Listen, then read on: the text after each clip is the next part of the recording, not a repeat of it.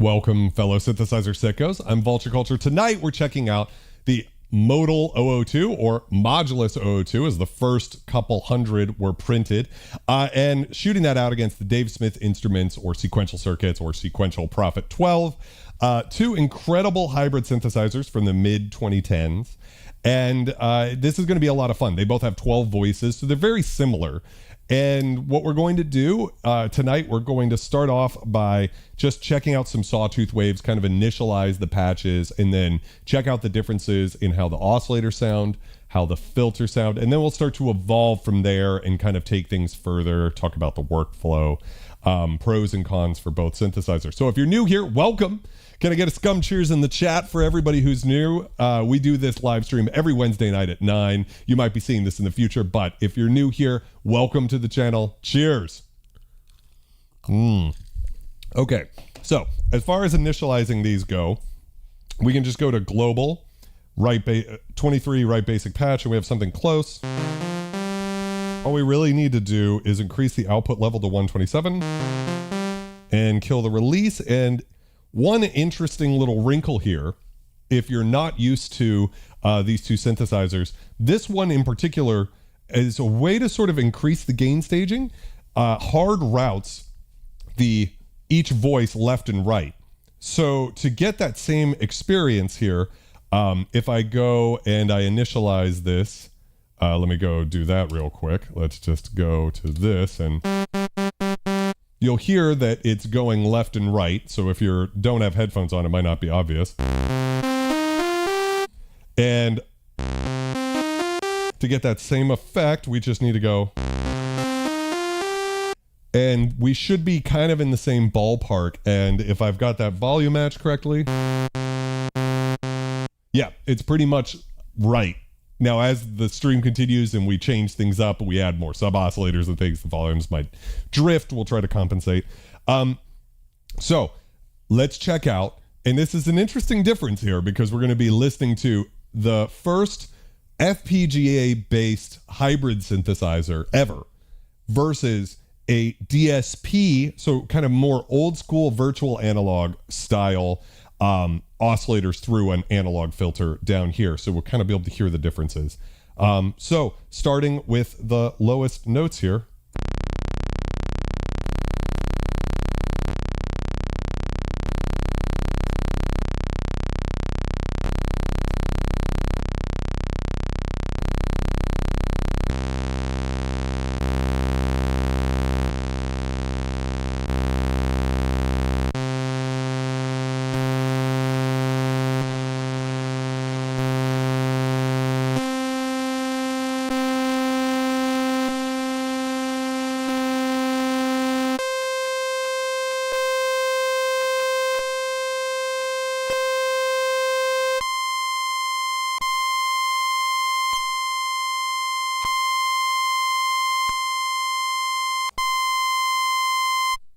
Okay, so what are we hearing here? Down at the low end, actually, the difference is pretty huge. So what's going on with the Prophet 12 is they made the decision at the time to really focus on trying to keep the oscillator signal path really clean. And that means a lot of anti-aliasing. So really the highest frequencies are not there on the Prophet 12 compared to something like an analog synthesizer. We have done a stream checking out the Prophet 12 versus the Prophet 600, a vintage analog Prophet, and the differences are pretty shocking. So, but comparing these two, they're much closer. There is such an interesting machine whine I wasn't expecting to hear on the top end of the Modulus. If I play an octave,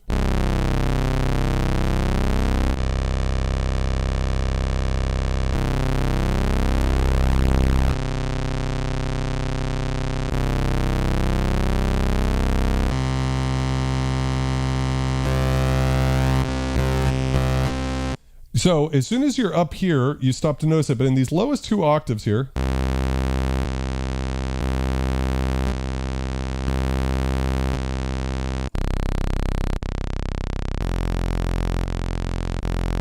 I don't know if you guys can hear that through the YouTube compression, but there's a very noticeable, almost bell-like whine which I assume is aliasing, which I didn't think FPGA oscillators could do.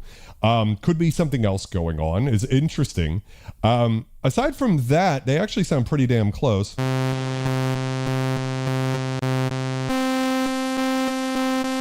The biggest difference is just going to be that the 002's oscillators have a more present upper mid range. You're getting that sort of more in your face.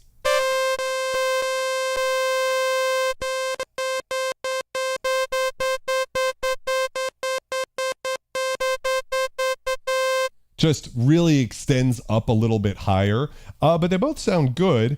Now if I play some chords,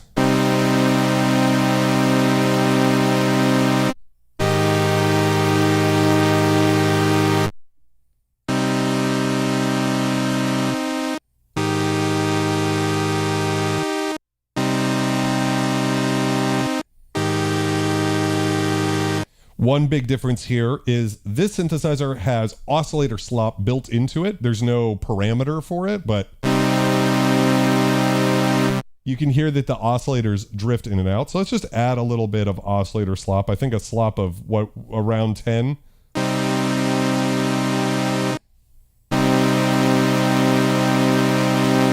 So around 10 is what a real vintage analog synth sounds like. We'll actually have to take it further, as is often the case when you see an oscillator slop or something like that parameter on a modern synthesizer or plugin. It usually goes way too far. So let's take it up to 20 and see how close that is. Scully is right. He did say this is his favorite synthesizer, and it is a beast. Maybe even a little further to get him to match here. Something like 25, oscillator slop 25.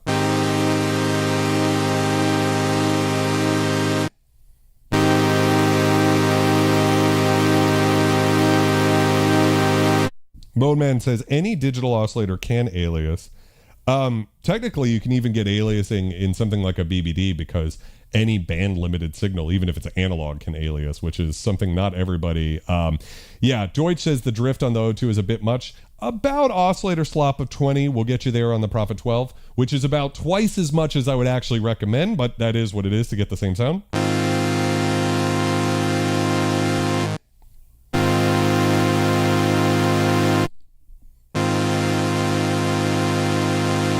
Okay, so really not so different. If I change the waveform here, we can actually go to...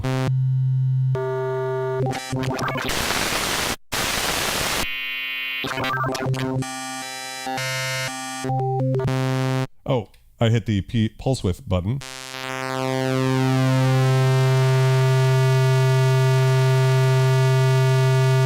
So we can get a square wave. Over on this synthesizer, we just go to shape. And we have a square wave. So again, let's just kind of compare it and check my levels.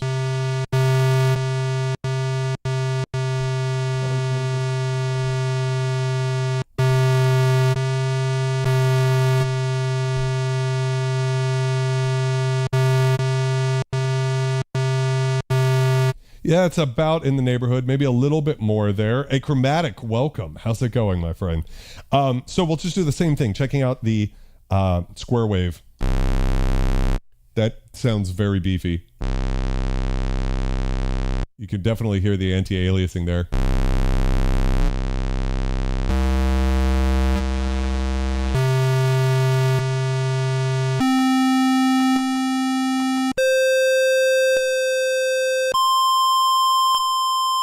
And again, hard to tell with the YouTube compression, but if you listen to this very highest note, you can hear a different kind of muck in it that's just not there on the Prophet 12. So what's interesting is if you listen to this Prophet 12 on its own, I had Jackie Daggers in the studio a few weeks ago when we were checking out some synths. She kept making this motion with her hand as she played this synthesizer versus like the Yamaha CS70M, Matrix 12, Poly, all the fucking vintage analogs. And what she was doing was saying like, just the little top end is clipped off. The difference is actually much more subtle on these two synthesizers. I really don't hear a huge difference. I think they're kind of in the same ballpark. So this too, little brighter, but you know.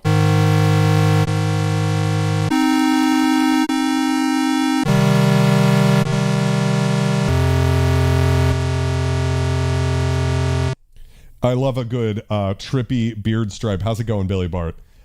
So let's go back and let's bring in oscillator 2. So we can just bring up another sawtooth wave.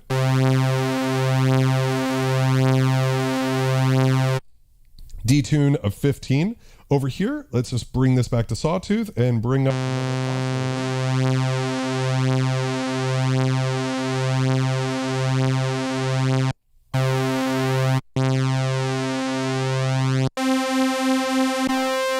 So I got to bring that slop down now because it's a little crazy.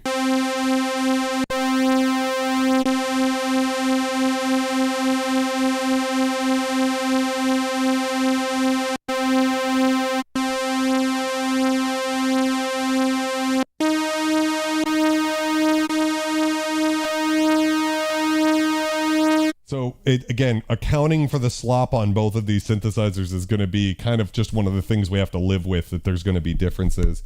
I like what they did with the modulus or the modal 002 slop. It's not a bad thing because if you turn the fine, the slop off and the fine tune all the way down on both of these guys, you do get this weird sort of Juno 106 in unison mode.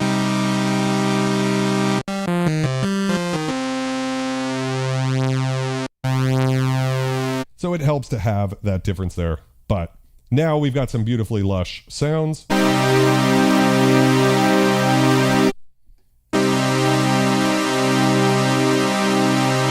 It sounds brighter for sure, chromatic.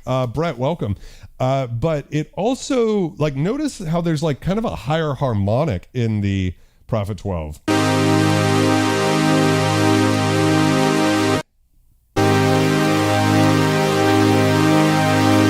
This is one of those things where even looking at the, I keep looking over at the meter to see am I off on one of these synths? No, the modal just sounds more full to my ears. It's a little deeper and a little brighter, right? I don't think I'm crazy there.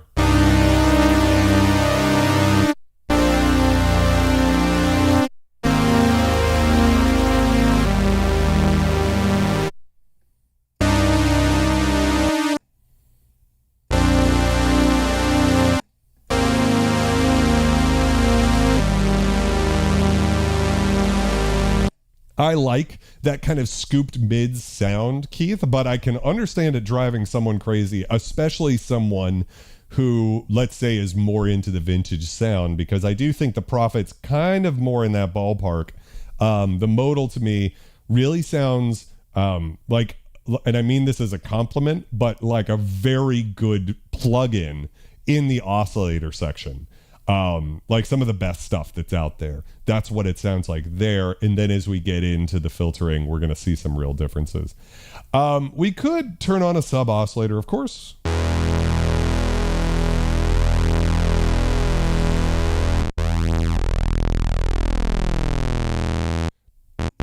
But because we're already so low, let's leave it off for now. We can always have fun with it later. Let's do some filter sweeps. So we have some differences. Both of these filters can be configured different ways. In the case of the Prophet 12, we have just a 2-pole and a 4-pole mode. On the modal, we have this slope control, so we can blend between low pass, band pass, and 1-pole low pass. This synthesizer is a Curtis chip-based synth. I believe it's the same filter as in the Prophet 008, which would also mean it's the same as the Prophet Rev 2. Although the gain staging is probably different considering, what it is. So it's going to sound a little different. This synthesizer has a ladder filter, and we have some differences too. We have a transistor based, filter drive on the modal. And then over here, we can also add drive to the oscillators, but it's not really the same thing. So it'll be interesting. Let's check out how the modal sounds.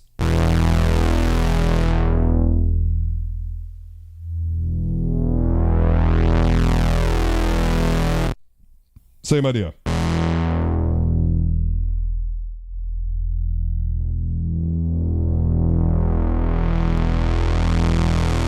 Aquatic Borealis, how's it going, my friend? I would love to shoot this out against one of the modern modal virtual analogs just to see how close they came. Let's add some resonance, right? Let's go all the way to like halfway or so.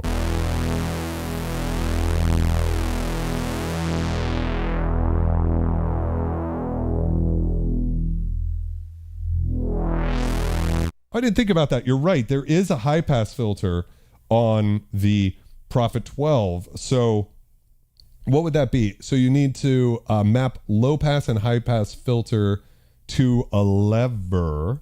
Oh, so we could do that. Okay, we'll try it out.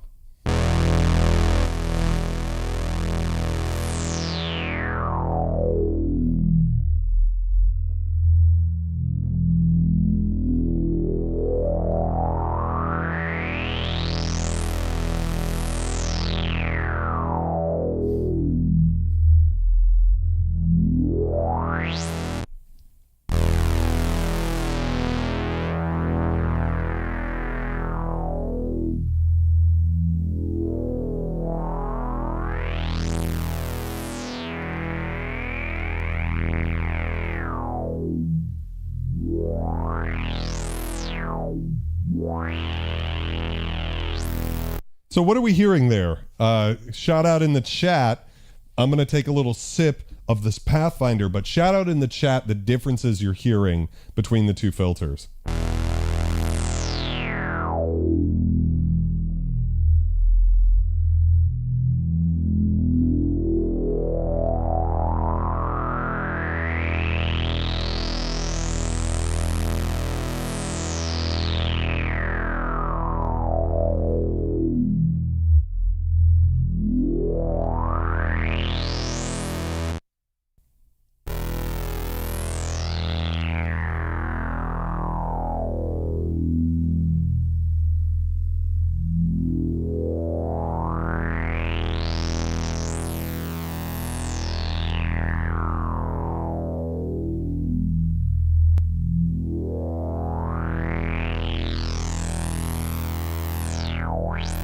I can't not hear the aliasing on those oscillators now on the modal. So obviously the biggest difference here, I think, is we get more low end on the Prophet 12. So I'm a little surprised by that because out of the Curtis based synths, this one loses more low end. But of course the ladder filter is going to lose a lot of low end as you crank the resonance. We could take the oscillators or the filters further.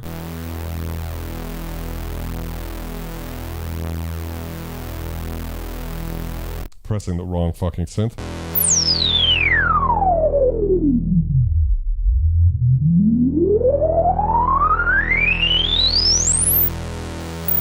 Yeah, so that can be very extreme. Rip dog.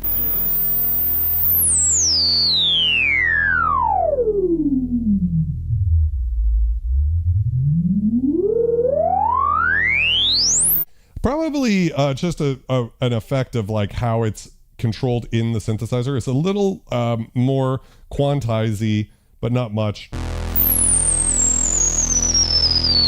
You can hear those like little discrete steps, although it is good.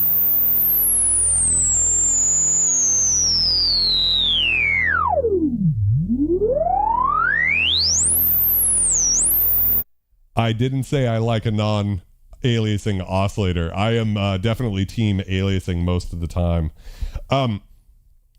So with the resonance boosted, I will say the modal probably has a little bit more powerful resonance, and it's I don't even have the resonance all the way up on this synth, and it's very clean. So that's one thing that I think is an objective thing you could say here, is that resonance, probably because this filter is discrete. It's not a chip-based filter, but it's a discrete filter. Just really smooth as it moves around. Now, if you're using an EG or something like that, it probably wouldn't make a big difference. But, you know, that is what it is. Now, we can move back here.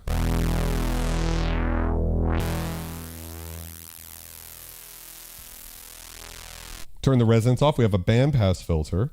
And then we're going to do what Dub said. So we're going to assign mod source And that would be lever. Will that work? Slider 1 position. And we're going to make that all the way. And then the destination is the filter. And then same thing, right? So we're going to just go to the next mod slot, assign mod source here, and then amount, amount all the way, mod destination, the high pass cutoff. Now, if I did that right, now we can boost resonance in a second, but I just want to make sure I did it right. Okay. Do I need to do it? Do I need to do this so I can go?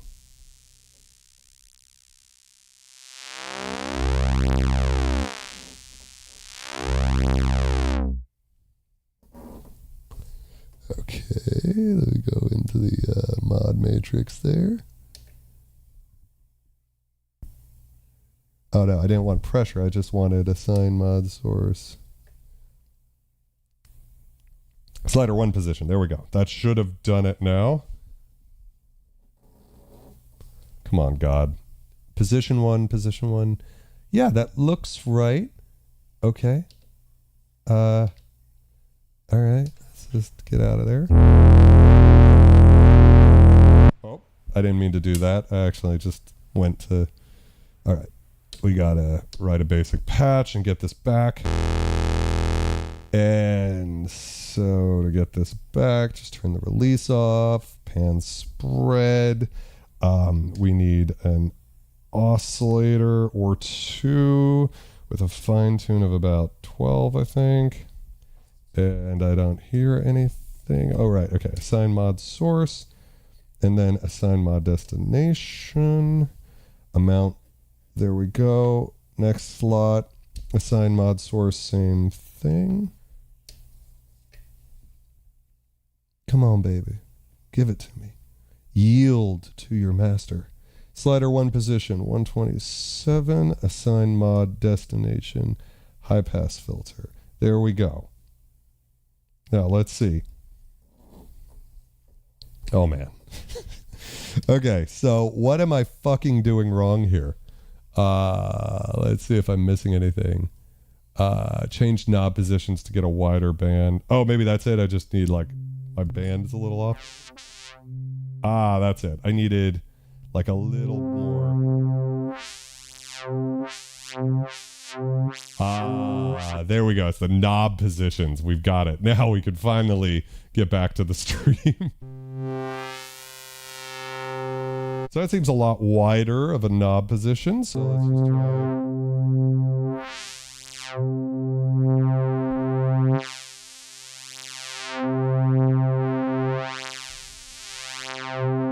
Thank God we got there. That's one nice thing too, by the way, is we have these two ribbon controllers plus a pitch and mod wheel to the left here, transpose.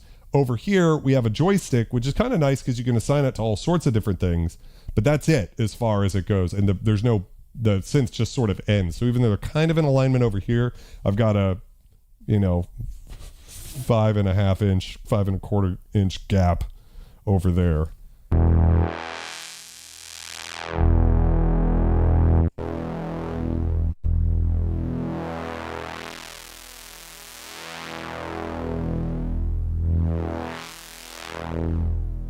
All right, so that's cool. Let's go to the one pole filter. And now we can leave that high pass filter all the way down and just go check out 2-pole mode versus 1-pole mode and see what the differences are. Make sure my resonance is all the way down.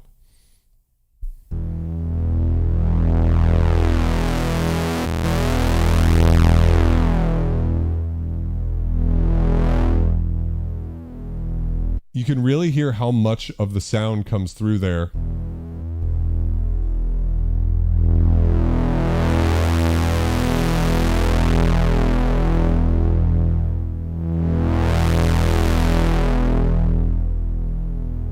You might be able to, like if we were to pick two different waveforms on oscillator 1 and 2, I believe you could then control the levels there. But you can't, so that's like an interesting difference here is that even though this was like considered the most powerful synth at its time, you can't, it's not really a wavetable synth. I saw a video of Polymatics actually setting up using the sequencer to use, or I'm sorry, the animator to kind of create like a wave sequence with it, fading between the left and the right oscillator, oscillator 1 and 2.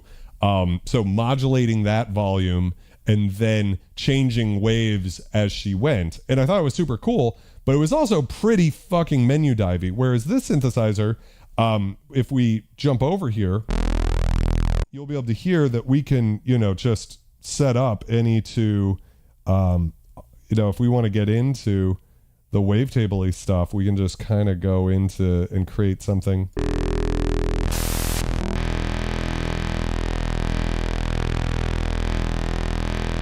So it becomes a wavetable synth very easily.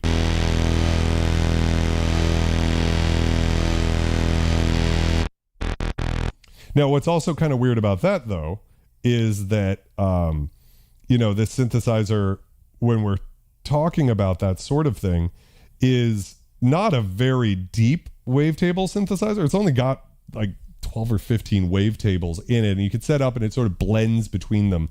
So it's a very early wavetable synth. It doesn't really feel like a wavetable synth, like something like Novation Summit, for instance, yeah. A wooden pitch bender is much beloved here on the channel.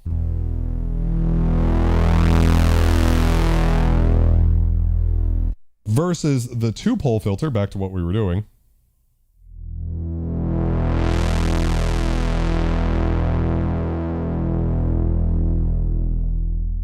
Yeah, it is surprising, Keith, that they never had some sort of firmware update to let you load your own wavetables in.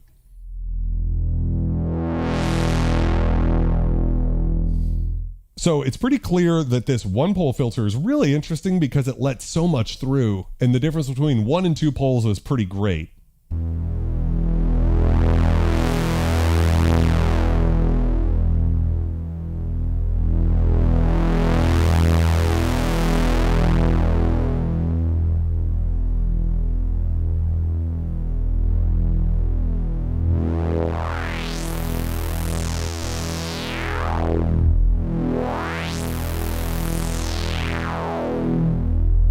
Has a really interesting character. Resonance on 2-pole mode is not much on this synth. That's max resonance.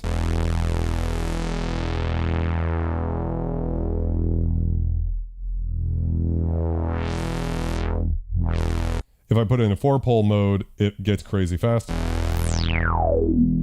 That's at like half resonance.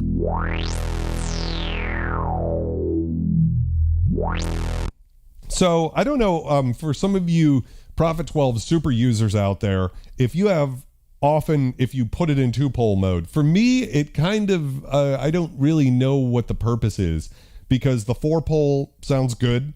And if the 2-pole mode doesn't really have any resonance, so you're not going to use it for that reason. I suppose if you're doing, maybe a polyphonic sound that you don't want to have resonance with, 2-pole might be cool because it kind of gives you a little bit more air, a little bit more of an open, dirty type sound.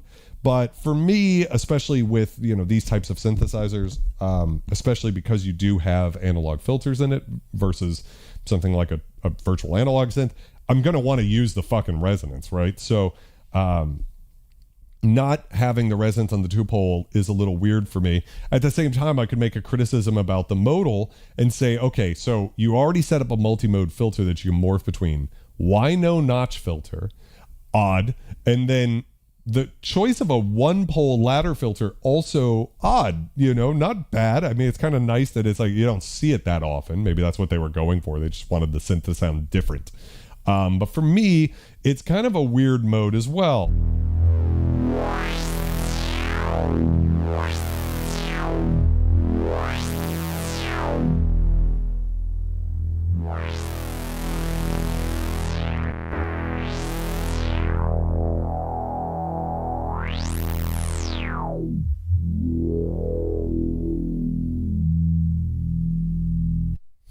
So what do you guys think?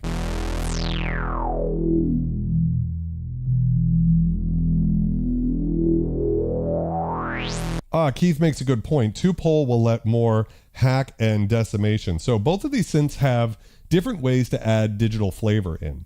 So let's start over here with the modal because it's a little easier. So with the resonance down, filter all the way up, let's just hear the sound. I have this DeRez button, and what that does is it deliberately adds more aliasing to the sound to make it sound more vintage. Off, on.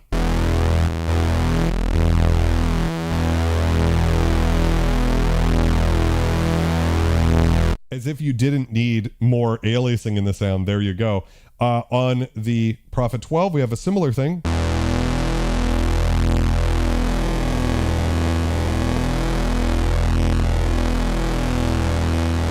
You can't get it to alias quite as much. That's Decimate 15. And then we've got hack.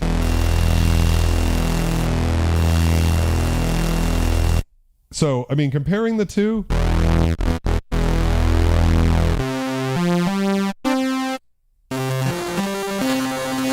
there's no doubt that, you know, the Prophet 12 can go way, way deeper into sounding absolutely filthy all the way.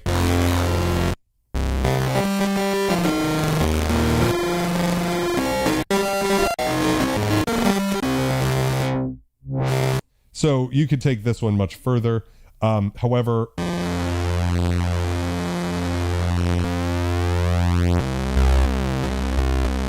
somewhere around there seems pretty matched. Then we have drive here on the modal. So the way this works is this is filter drive. And confusingly, if you're not used to synthesizers, we have a drive knob here, but it's different. It's not a filter drive knob. What this does is it essentially adds more gain to the oscillators as they go into the filter, which is kind of filter drive, but this is its own like transistor-based diode thing going on. It sounds different. And then we also have an analog distortion on this synthesizer. So it's kind of like we have three different flavors of drive and they're all fucking different. So here's how they sound. We'll turn this all the way down.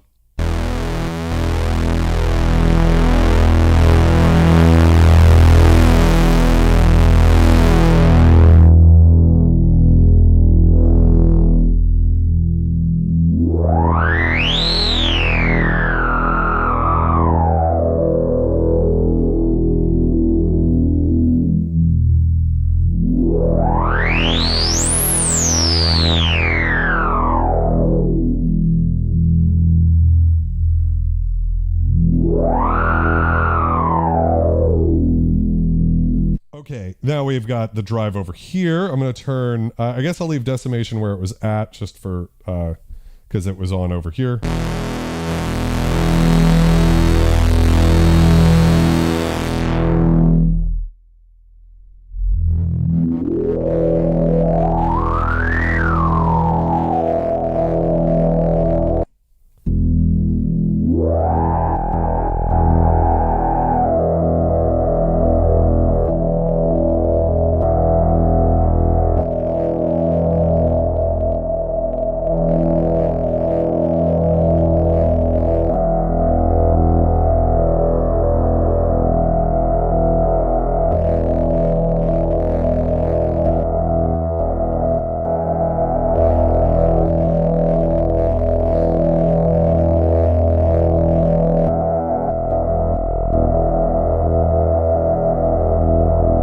So you can hear, actually, maybe this drive and this driver are pretty similar because what they seem, emphasis on the word seem here, because I'm just full of shit. I'm just talking out my ass right now. It seems like this is driving the oscillators harder into the filter, causing it to saturate. And kind of the same thing happening here. The giveaway is the nature of that resonant peak changes, right? And so if I turn drive down, this resonance will be very extreme.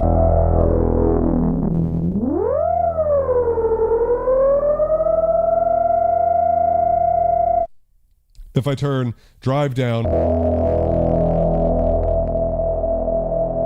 you can hear that the resonance has a more, it does clean up, but the resonance character doesn't change quite as much.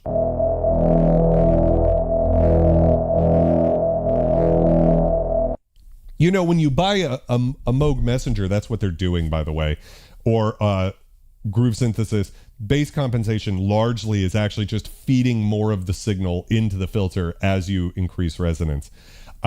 So that's also what's happening here. It's just more extreme.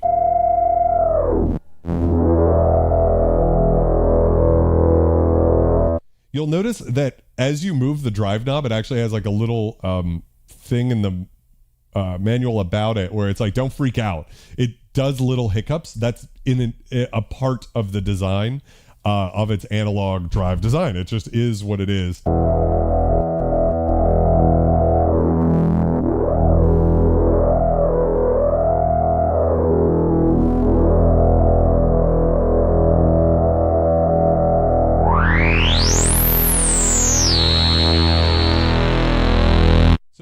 So at resonance 100 here, this is interesting.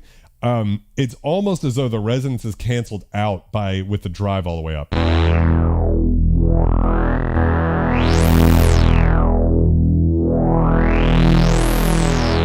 It's like there's this very chirpy, very light sort of sound to it. And of course, if I turn the drive down, you'll hear that resonance. It is still there.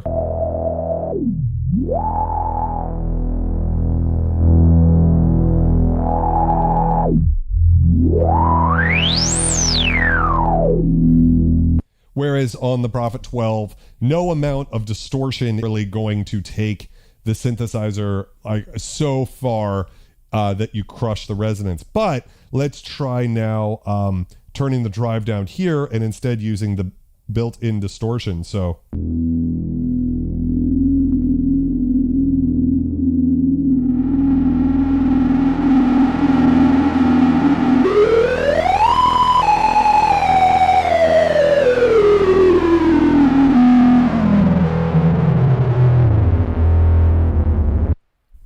Ed from fucking Earth, how you doing, brother?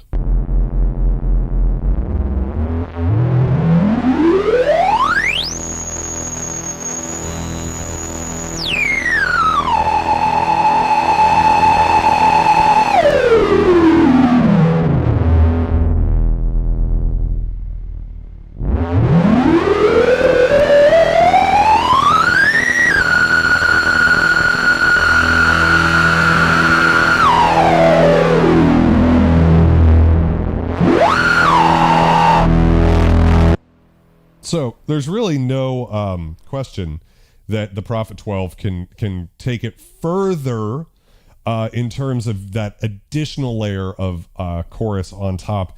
I believe it. I don't know if it's polyphonic or not.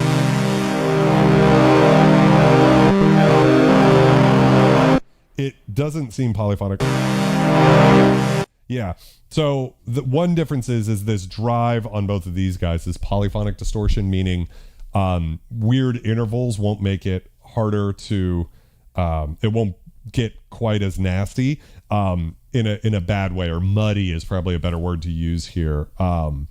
So it's a lot in both of these synths as far as fury goes. I do think the drive on the modal is more impressive, and there's also a way in which it's very clean as it goes. The Prophet 12 loves filth, you know, like if this was around in 1999, it would have been in that fetish dungeon they shot The Matrix in, and I think it was Sydney, Australia. It had, whereas like the modal, it's a cleaner kind of dirty, you know what I mean? Like, I don't know what a good movie comparison would be to describe this. Maybe Mr. Muldoon from Jurassic Park, if we're going to go with 90s movies, you know what I mean? He's like a clean sort of dirty, like clean cut sort of fucking animal. So anyways, I think we've done enough to sort of just touch on the filter. So let's just fucking turn the resonance off. I hope you guys are okay with profanity. I love profanity, but not everybody does. We'll leave Decimate on, and we'll leave. So we should be kind of back to a similar sound.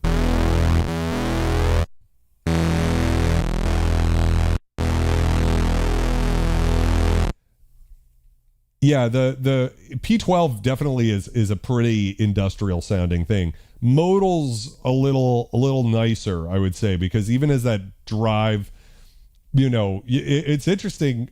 We could even try it out real quick. In fact, I'd be curious to see. Let's move the wave to a triangle wave.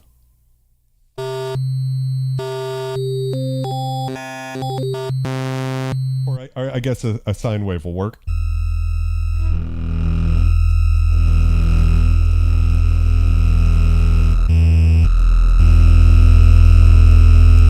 Wow, the low end. I was hoping it was kind of going to wave fold. That's not exactly what's happening. Let's go ahead and just try it, over here. One thing is, on this synthesizer, we have to select which oscillator we're working with. This has 4 oscillators plus a sub-octave for a total of 5 in a way. This has 2 oscillators plus 2 sub-oscillators, which can be different wave shapes. So again, we have very similar synths that also have very noticeable departures from one another. Anyways, let's just go here and change this to a sine wave on oscillator 1 and 2, and then same thing over here. Let's just go find a sub and see what we get with the drive again.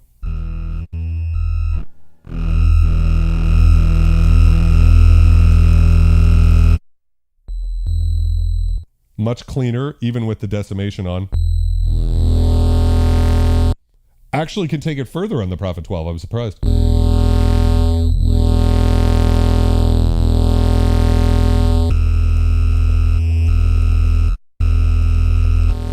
Big obscene cheers. I love it.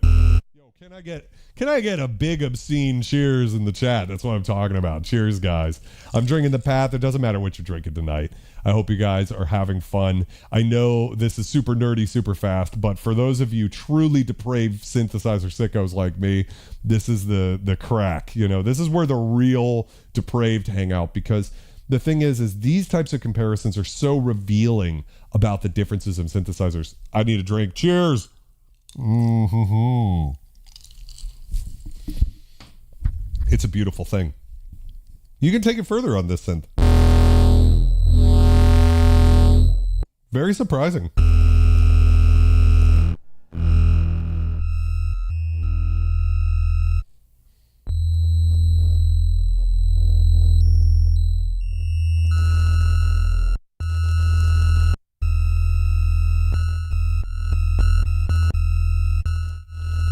Just an interesting little difference there. So let's turn oscillator 1 all the way off here. And we're going to do the same thing over here. We're going to turn oscillator 1 off, or I'm sorry, oscillator 2 all the way down. So we just have that, and we can turn decimation off. So we have just a sine wave. Let's go through the shapes real quick. It's easier on this synth. We got sawtooth, pulse, which we can do pulse with modulation on. Triangle. Sine. Pretty good. That anti-aliasing's very clear on this one. Tines.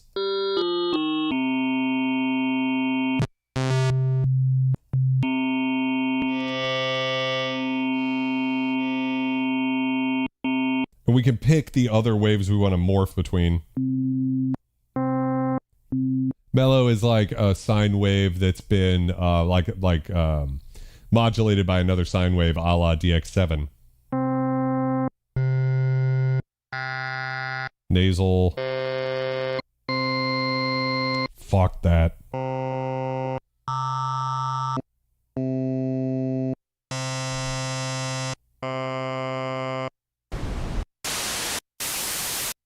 And that's it, actually. Those are all of our shapes, and we can create wave shapes. So for instance, if I want to go with like the ooh and the ah here, we can kind of blend between all of those.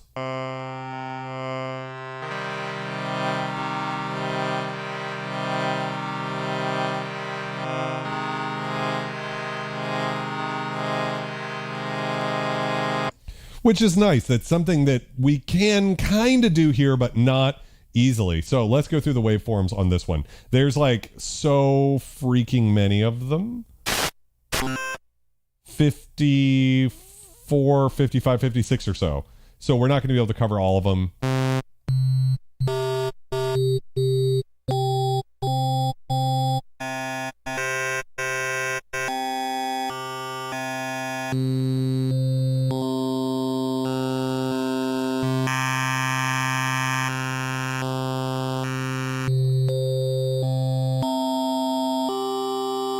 Lots of different ones I think are a little bit more like bell territory.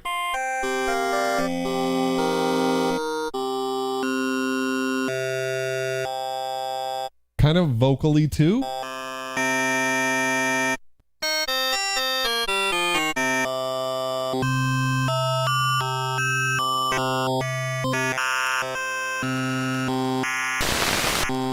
If I'm being honest, like they're kind of samey.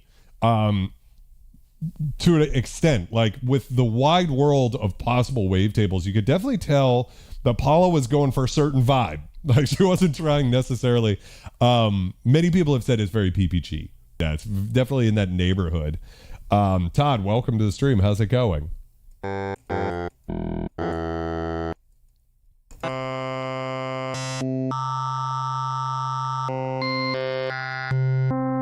As far as if I wanted to create more of a bell,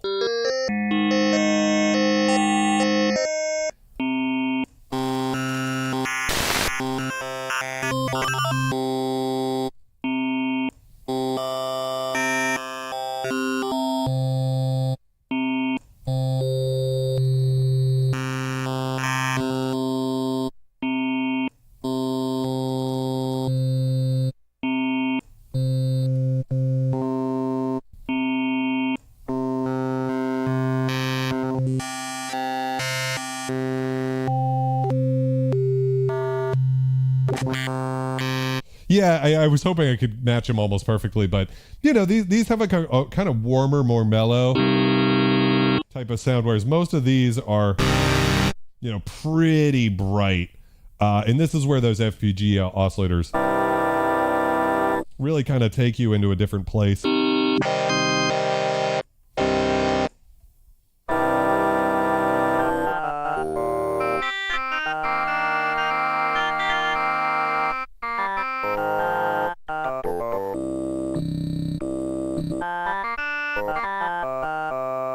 With DeRez on. I will say DeRez sounds really good on these wavetables. I don't know, it's just some sort of magic happens when you put DeRez on with these more PPG sounding wavetables. It might just be the collective nostalgia we have for that instrument, but it starts to sound like that.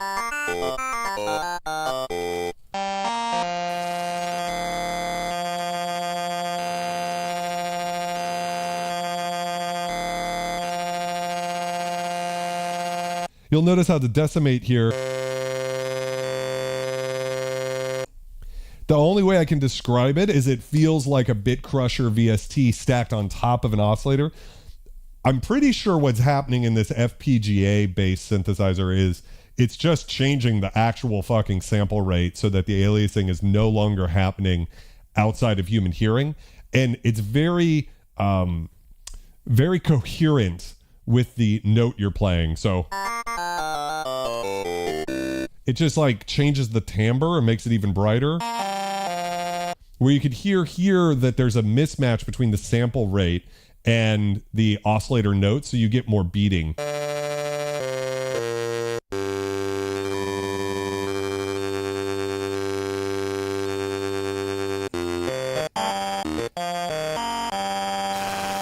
Which isn't necessarily a bad thing either. I mean, there's plenty of times you'd rather have that, but it is on the modal. If I had to have one or the other, I'd probably go, we're talking about just this one feature right now. Because each FPGA oscillator is its like own thing, right? You really get that vibe.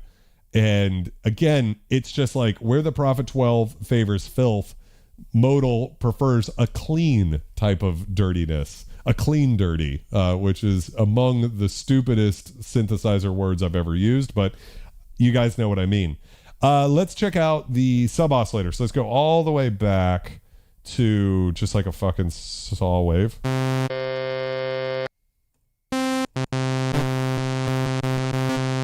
And bring in the sub-oscillator. So if we do that, we should have a pretty similar sound on both.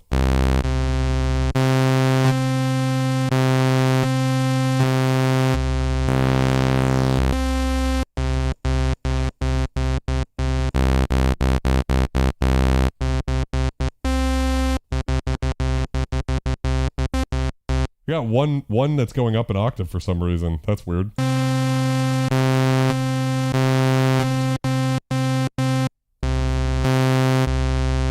Huh. I don't know what's causing that. Oh.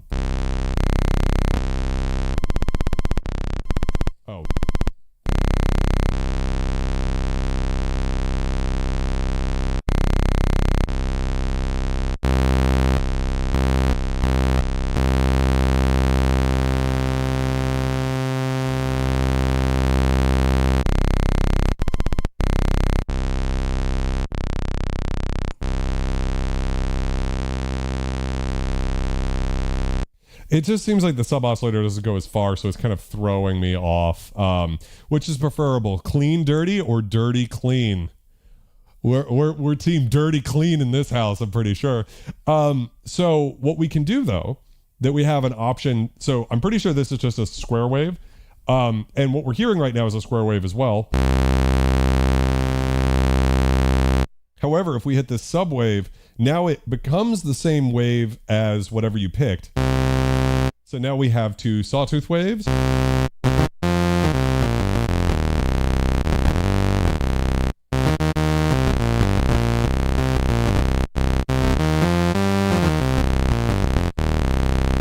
Over here, we're just stuck with the one.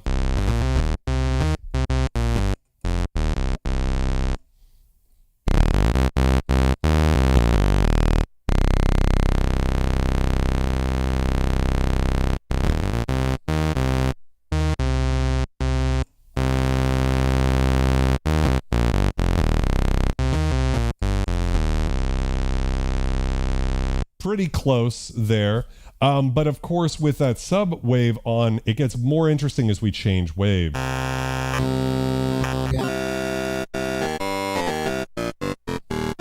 We'll really be able to hear the difference here. Sub wave off.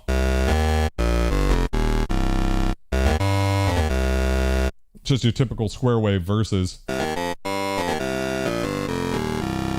It kind of keeps, again, that sort of coherence with that. Whereas on both of these synths, what you're basically getting is a fatness to the low end when it's in square wave mode, but the modal can kind of take it into a different territory as well. So that's a super cool thing. Let's get into some sound design. I think we've heard enough of just like the raw tones, right? It's been about an hour. Let's create a basic pulse width modulation pad. And I'm hoping that by doing this, we'll be able to demonstrate, it's fine to listen to filters and oscillators and all those things and listen to little details. I love doing that. But it also matters just like, okay, what does it sound like in practice? And will we prefer one over the other at that point? So let's go to pulse width. We'll put both of the waves into pulse width mode. Turn DeRez off. Sub-oscillator on though. I'm sorry. Both the subs are down right now. Modulation is so simple on the synthesizer. So we have our destinations here, and you can actually send it to multiple destinations if you want. What we want to do is just go to, I believe, wave at 1 and 2 here.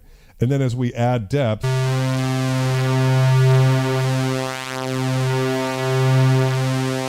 there we are. So it's as simple as we pick our source, LFO1, aftertouch, or the mod wheel. So we could go to aftertouch.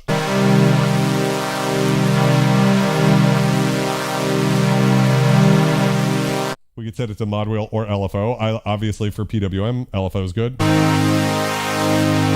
Nick Batch just woke up. That's fucking funny. so over here, it's going to be a couple more steps, but still very simple. Pulse width.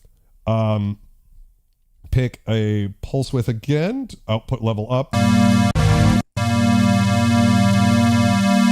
Sub-oscillator down. And then all we have to do is go to the...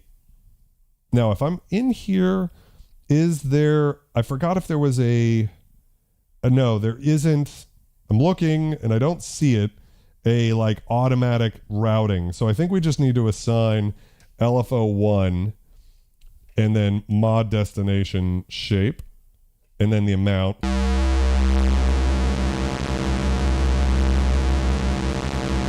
And then I believe we need to go to the frequency of LFO1 and just turn that way down.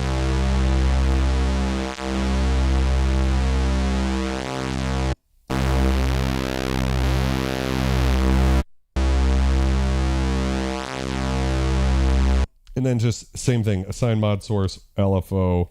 Let's go to mod slot 8, assign mod source LFO. I wonder why that doesn't work.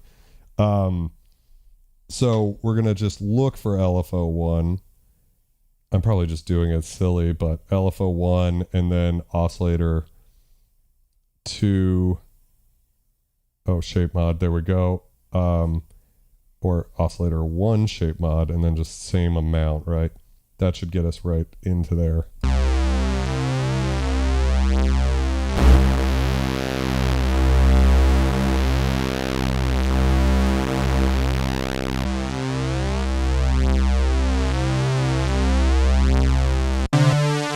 I'm looking at the meters trying to get these right.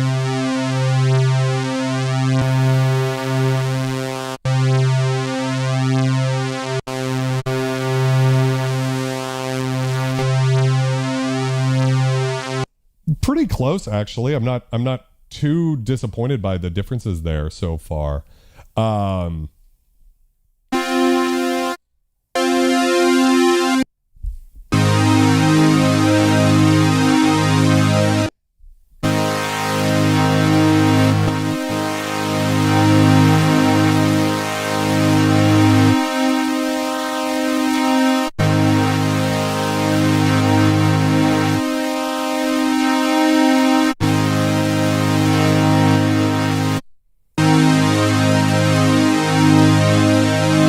It's interesting, the voice differences.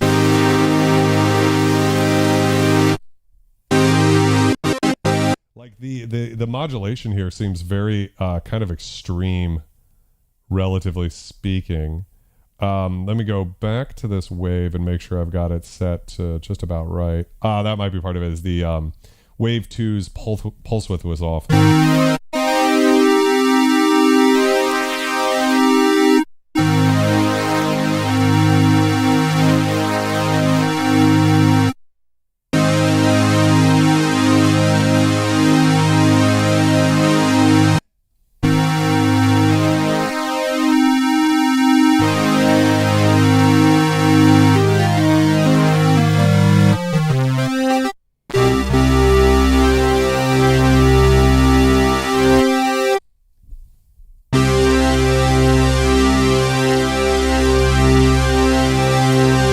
It's interesting. The Prophet's more stable. The Modal, I think, has a little bit more randomness built into it.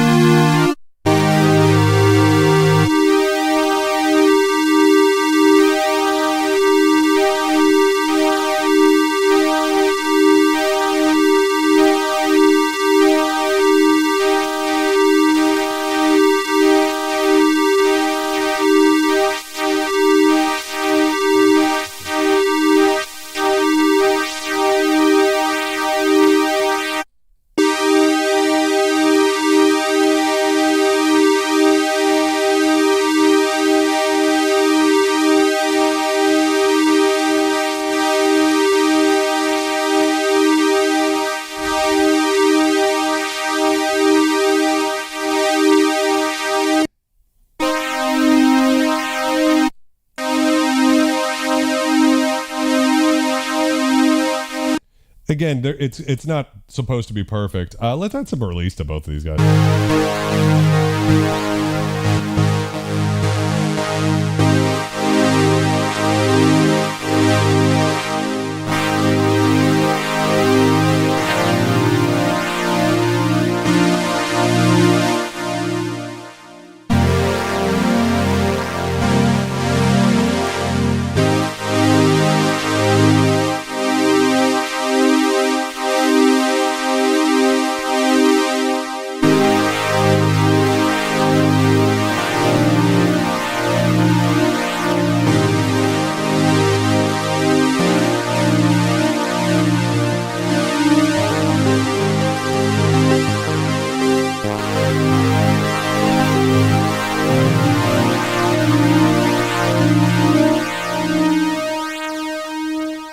get that fucking filter involved. So cut off all the way down, e.g. all the way up. And then we're going to go like kind of, I don't know, fucking some number of attack and decay and sustain and release, right? Just kind of, let's just figure this out.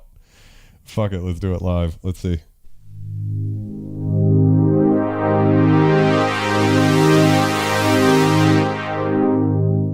I'm going to dial the attack back a bit just to try to make it, just for the sake of everybody. We don't have to wait too long.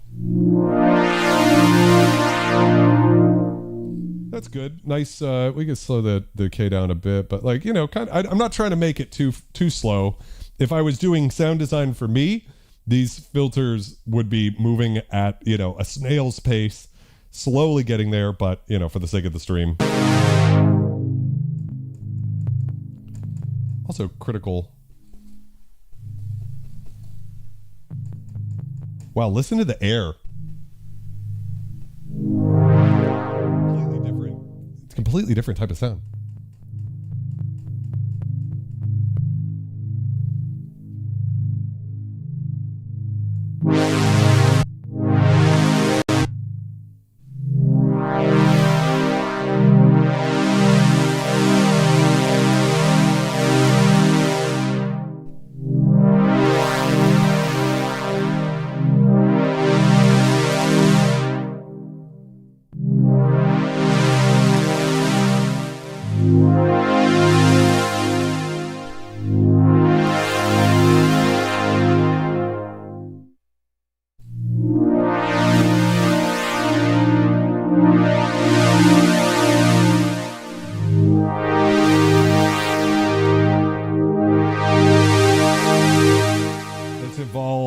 Residents.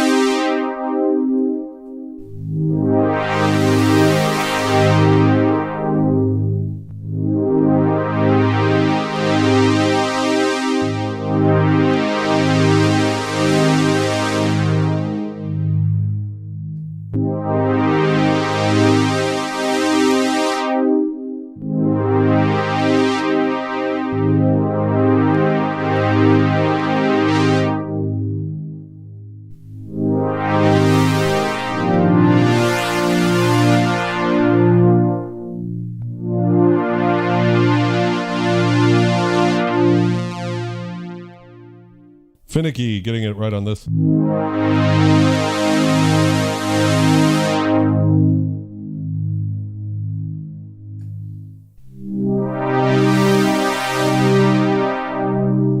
Econ, how's it going, my friend?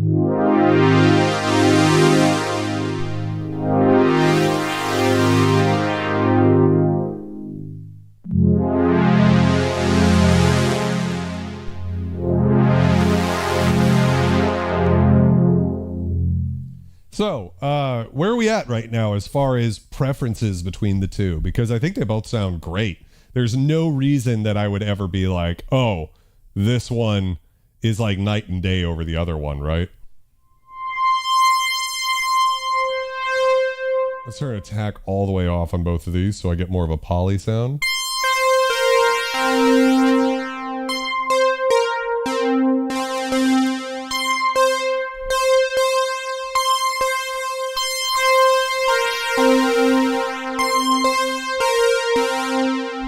I definitely think the 12, you know, a little less presence, maybe.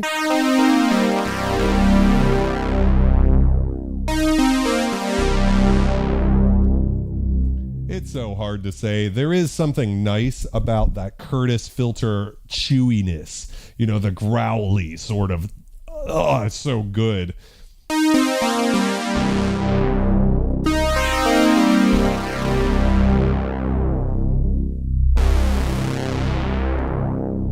It would be wise for me to actually turn the resonance on this synth though.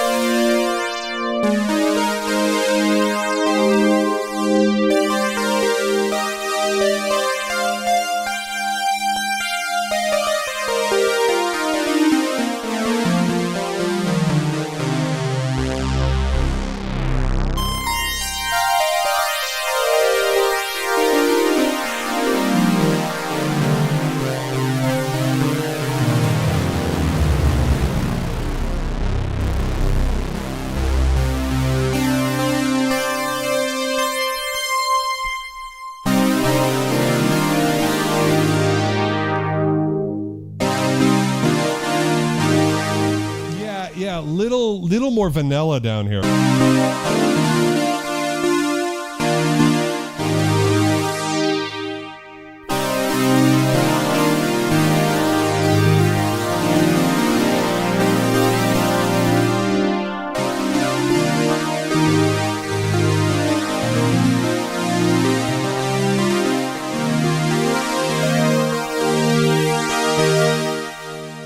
To Lex's point, though, considering the price difference, this is roughly 4K, this is roughly 2K, right? So just there, like, let's not discuss anything else about Modal as a company.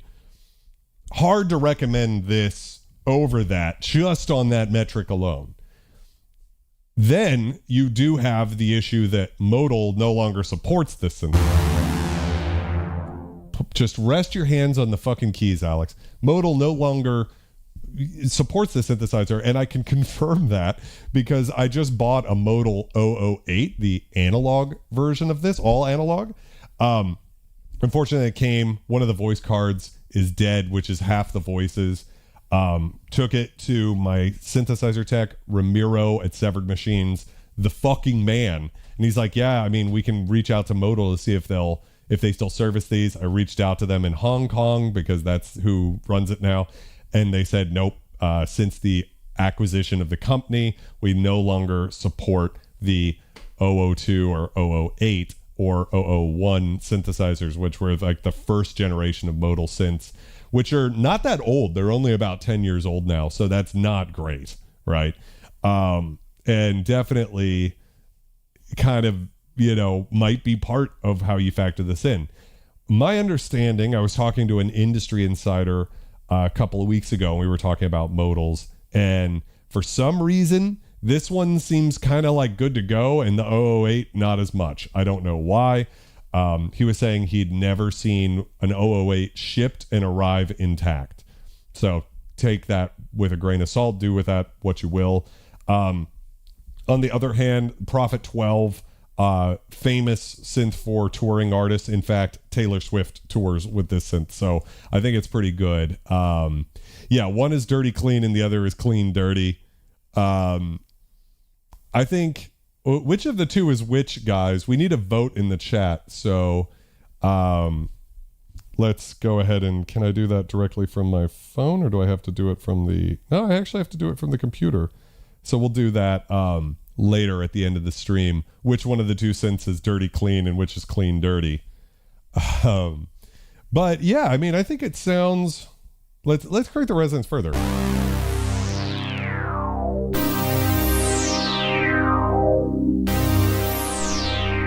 And let's bring the drive in and crank the resonance and just try to see how far we can take it on both synths.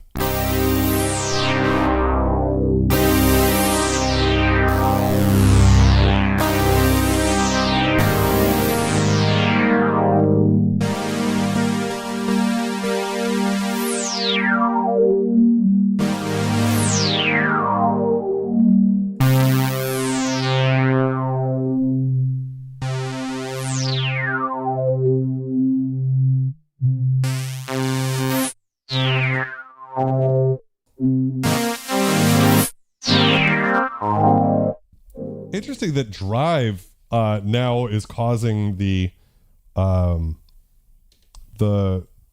causing it to sort of like cancel out there.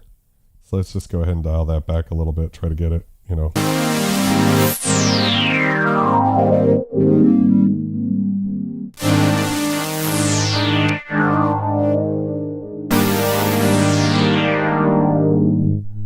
such problem.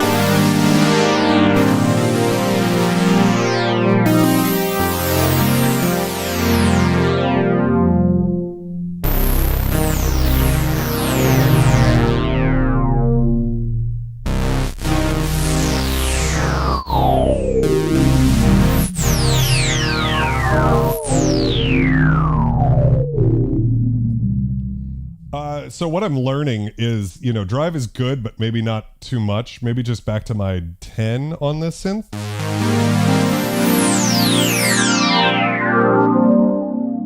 I love the resonance on this synth too. It's actually kind of tough. Now, I will say the resonance on this one, you shoot it out against like a vintage synth, it's not going to have the same to it, but it does sound beautiful in a sing-songy sort of way.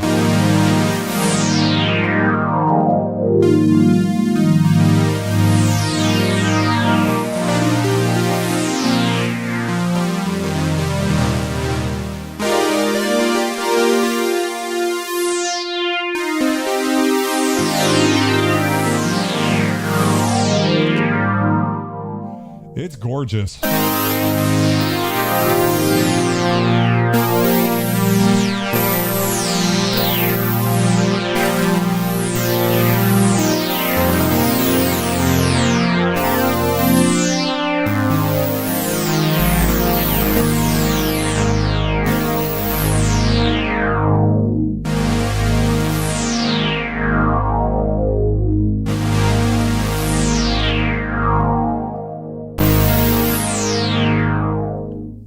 There's a way in which the Modal is one of the best sounding synths I've ever heard, in just like the bandwidth of it. The fact that it can get to these like soaring highs and deep lows all at the same time. I mean, just listen to the hugeness here.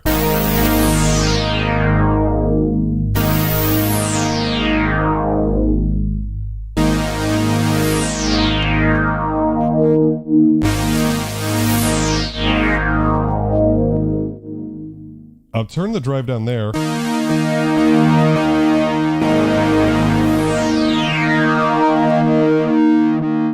And the thing is this, you know, dirty clean or clean dirty synth, it's dirtier, so you could get a different kind of drive to it, whereas, you know, this sound right,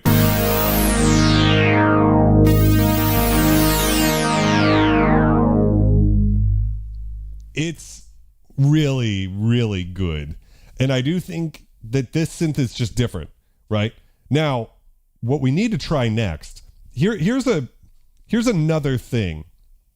So if I put it into stack A and B, Dub, you might be able to help me with this real quick. In stack A and B mode, I'm not sure if what the B program is.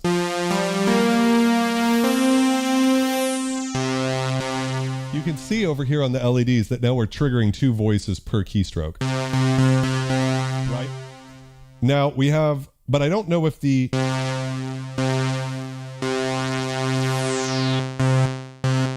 No, so the B program here is just the init preset. So we'd have to save this preset and then, you know, go through and pull up that second one, and then we could play both at the same time, right? Which isn't that big of a deal. We could have edited this whole thing with holding this button down. It would kind of create A and B at the same time. It's not a big deal. I don't want to do that because this synthesizer was actually owned by Butch Vig, the producer of Nirvana. So there's some sounds in it. I want to make sure I, you know, don't accidentally overwrite one of his sounds that might have been used on like a garbage record or something like that. So I'm not going to do it at the moment. However, it wouldn't be difficult to save the sound and then pull it up on layer B, and then that would be a way to do it. What is nice about the polyphonic mode in the Modal is you could just put it into stack mode like this, and then I need to bring the size down to 2, and now instead of, if the ping-ponging of the voices has been annoying you all night, you no longer have that problem.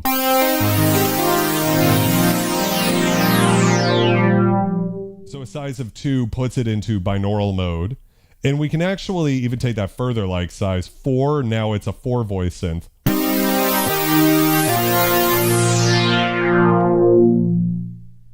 Right?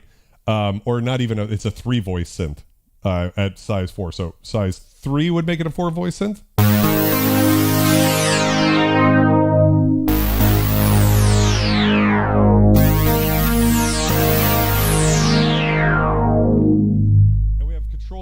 We have control over that all the way up to unison.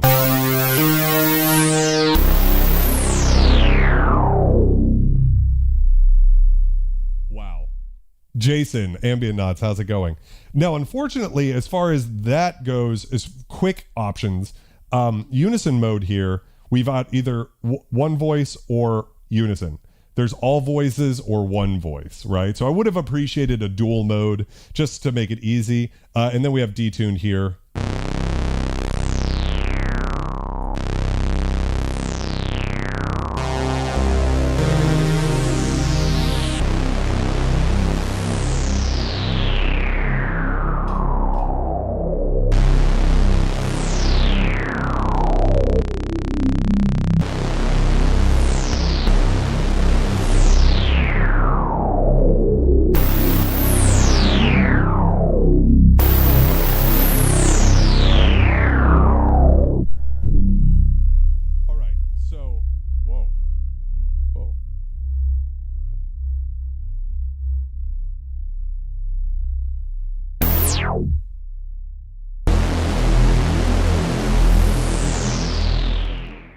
I accidentally had the release all the way up. It was kind of like droning out there. When you hit the A button next to the display, copy to A, B button. Oh, okay. So let me read that again. Droner, welcome. How's it going? When you hit the A button to the display, gives copy to A option. So I go to split, or is there an A button? Let me see. Where am I at?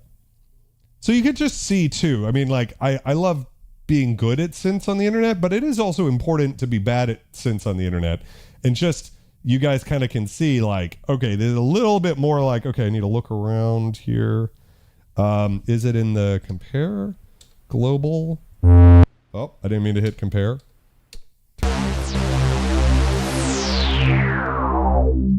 Stack A and B. It doesn't pull up a menu. I'm sure it's around there somewhere. Show. So if I go copy A to B here.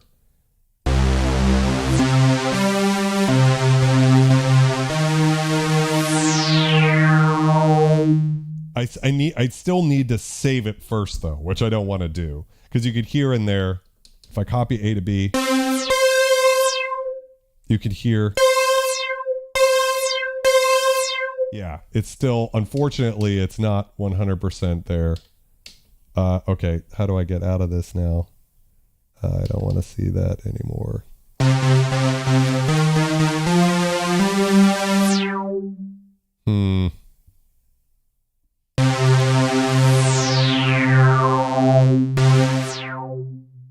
All right, get out of the stack mode. I don't want it to be in stack mode. Split mode? Usually you'd just think it would be that. Oh, turn show off, maybe? There we go. We're back into unison mode. So yeah, I mean, you know, a little bit, that show button caught me off guard. Let's Tom Sawyer this motherfucker.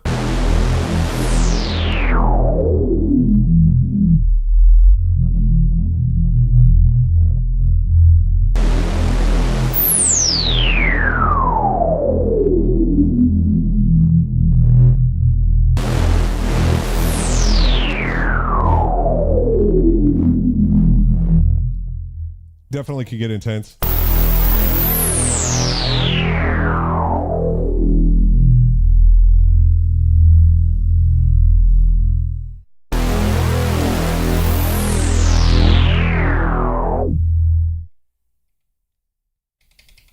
Just make sure we're in unison mode. So all 12 voices on both synths, and we do have a spread control here.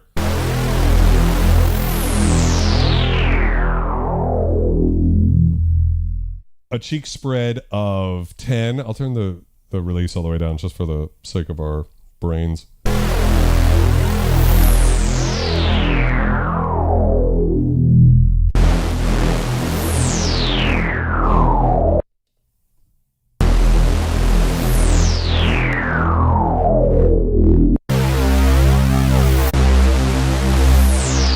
Yeah, that sounds about right in terms of unison.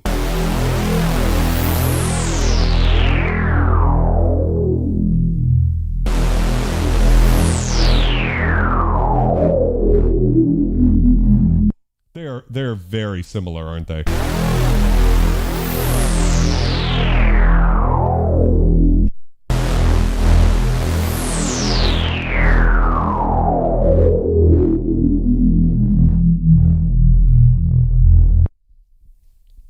If we were to talk about bias going into this stream, I would have thought especially because I can be a little conflicted on the Prophet 12, not as much as the Prophet 600, but a little conflicted on it. It's a great synth.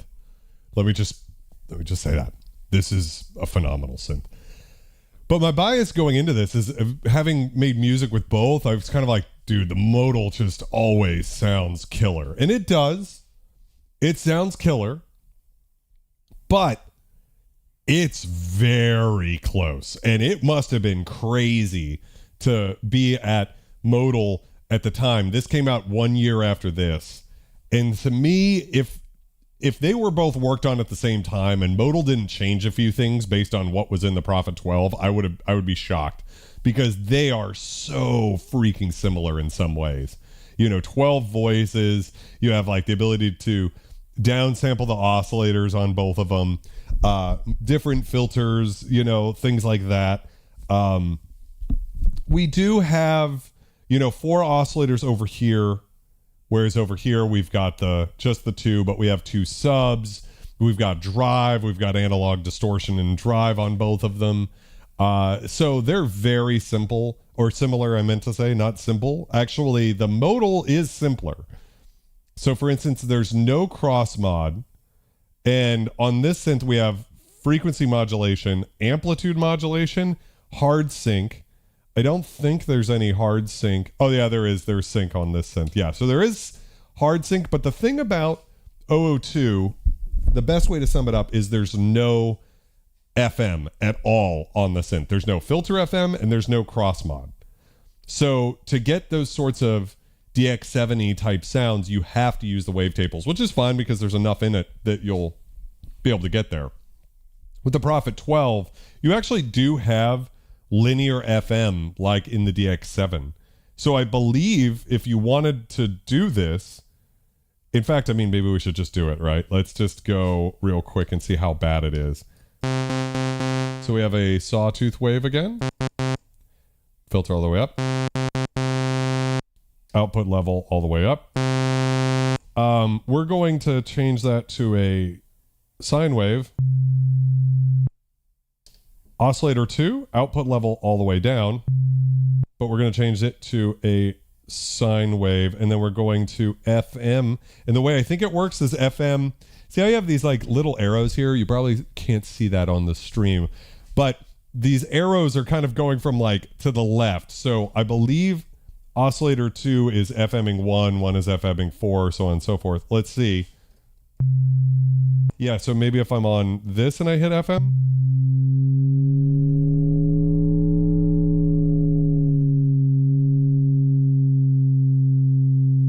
All right, so that is like cross-modi FM.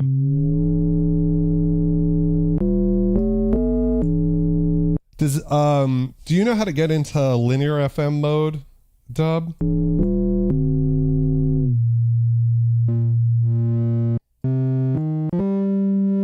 That's amplitude modulation.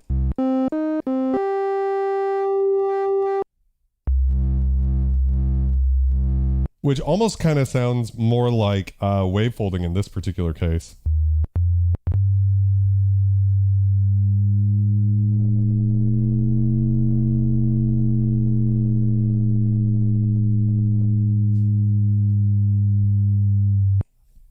I love Lex.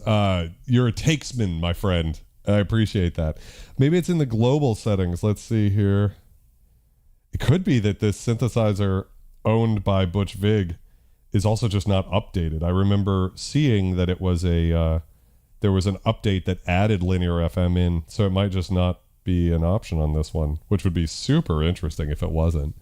Try tuning the oscillators. Okay, if it sounds linear, I'll go with Jerome here. Oscillator 2.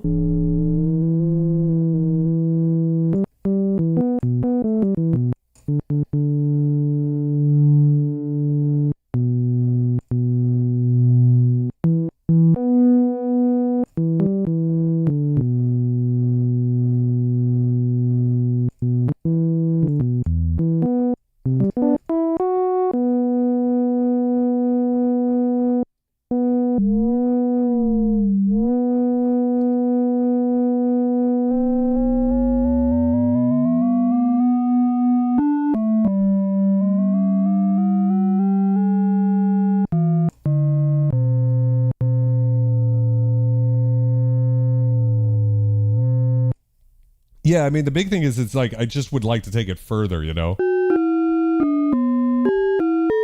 Now, of course, if we change the shape here, we'll get some more.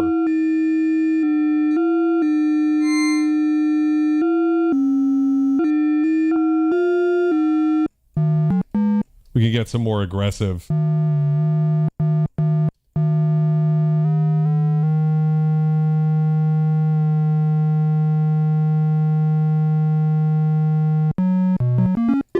But it's still not really taking me. I mean, this is not a particularly exciting FM sound, right? It's not giving me full like DX7 glory, is it? But that doesn't necessarily, it's not a bad thing because again, I'm not necessarily trying to use it that way. I suppose we could, the best way to do FM, let's crank FM here and then change this to a crazy wave 2 and then change the pitch.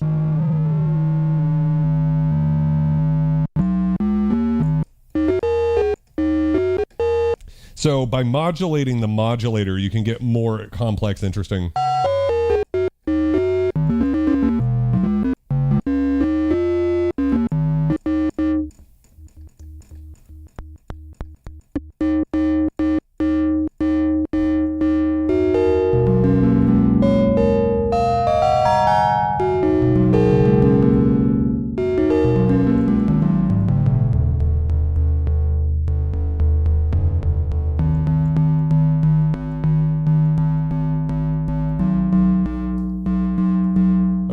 The pitch is pretty far on these guys.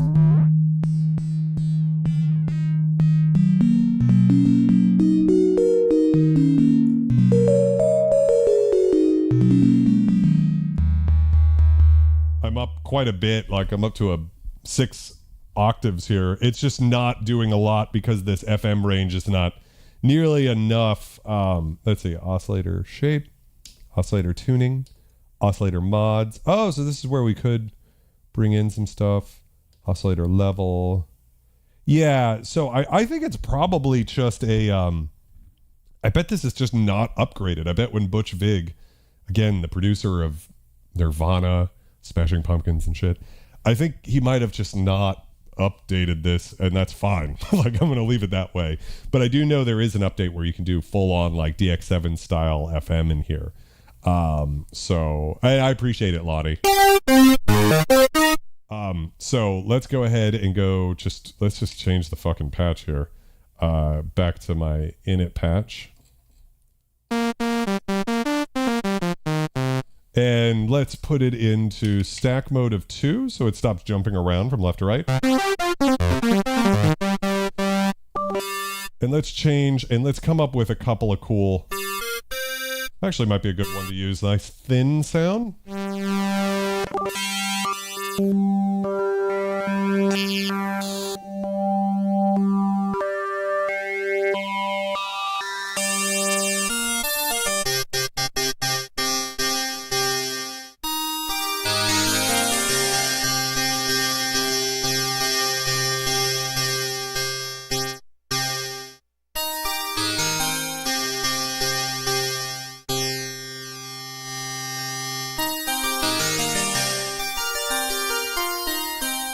So, I mean, immediately we're getting into some really beautiful sort of sounds. That's one oscillator. Let's bring in the other one. And let's take it up an octave.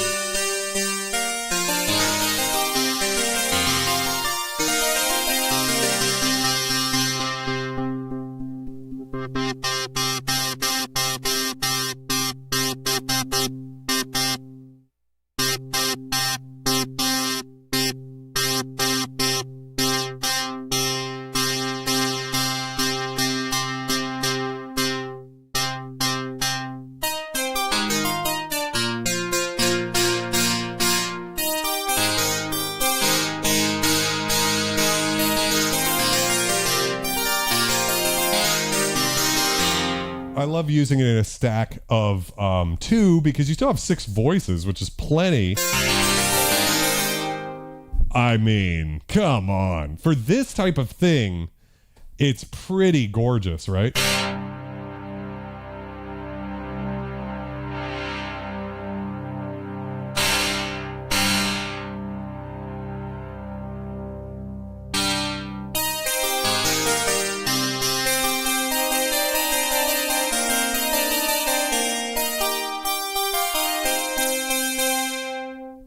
Let's go to global and what is it?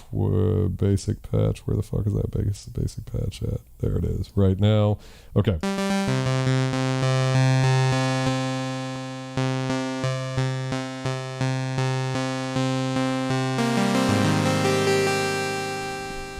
I think I'm going to call this like the bell pad test. You know, that's what I'm going for here. So shape. Okay, that one's good. Oscillator 2.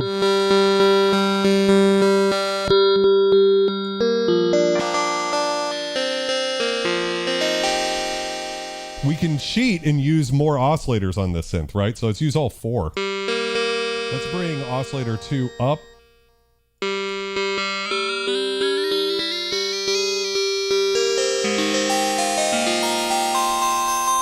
Oscillator 3 volume, and then just keep going.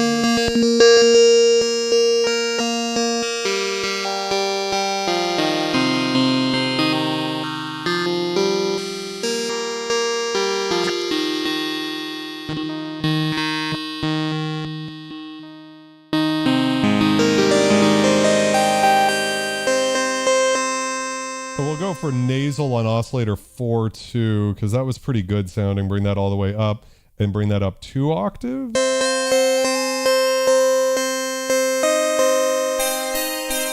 It's not. This is where the comparison ends. If you're trying to go for this sort of like the PPG type belly type sound, sure, it's okay, you know, it's not bad, and we can add some detune in here. We can go into the character section and add some air.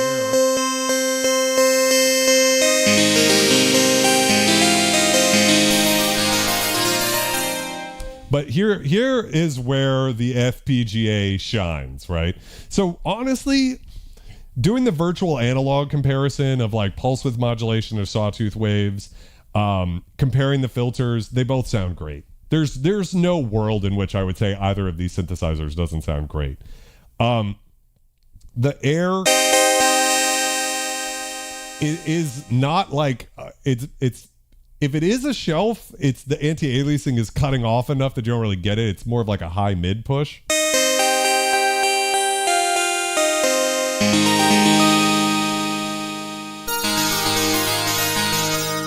With this one, it's like someone's lifted the ceiling off. It goes up so high. So what I've learned from this is if I want to do some sort of like big sawtooth sound through the filter, this synth can do it. It sounds good. It sounds great. But it really shines over here.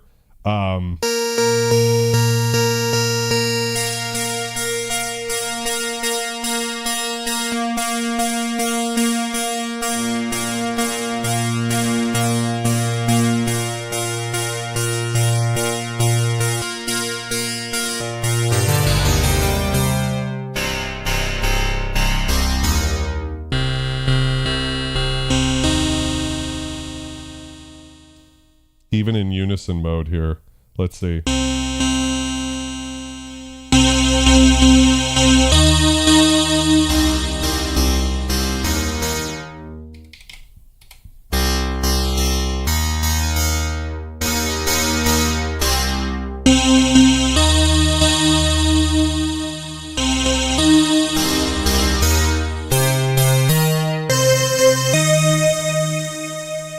It's not bad. It's great. It's just, this is where for me the synthesizer's not, you know, the where it's going to shine compared to this. Honestly, it sounds so good just with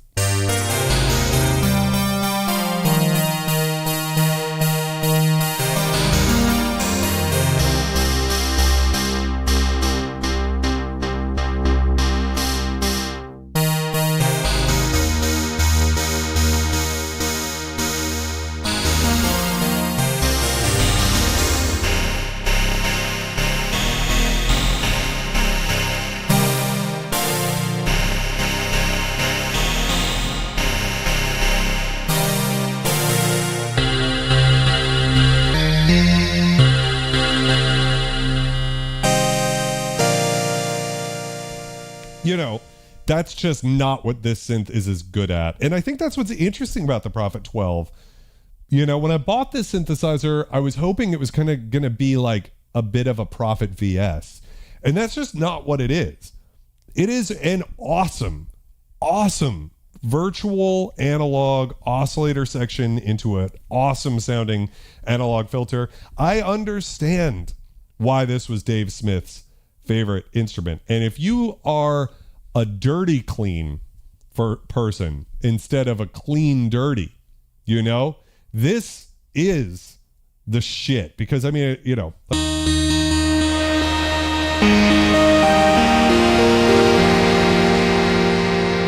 throw that fucking distortion on, and then now we've got a completely different.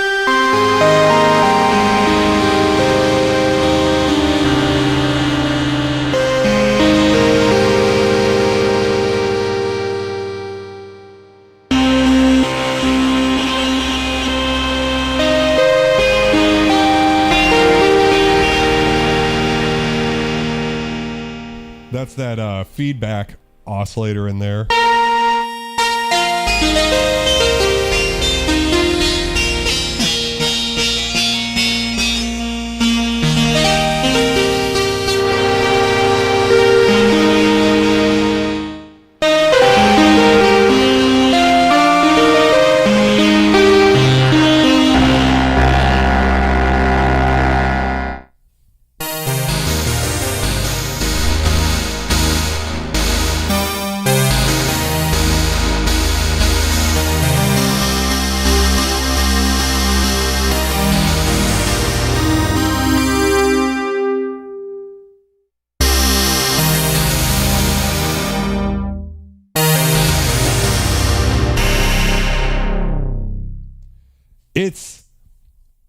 They're both incredible, is what I'm trying to say. I think in some ways I prefer the Prophet 12.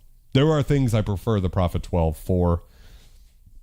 I've said it numerous times. One of my issues with any sort of virtual analog anything is I'm just spoiled for choice with all of these incredible vintage analog synthesizers. There's a Matrix 12 right here. I mean, it's crazy. So sometimes it's like, okay, for me, this synth is about getting that character section involved. It's about getting that distortion involved. It's about getting filter FM involved, right?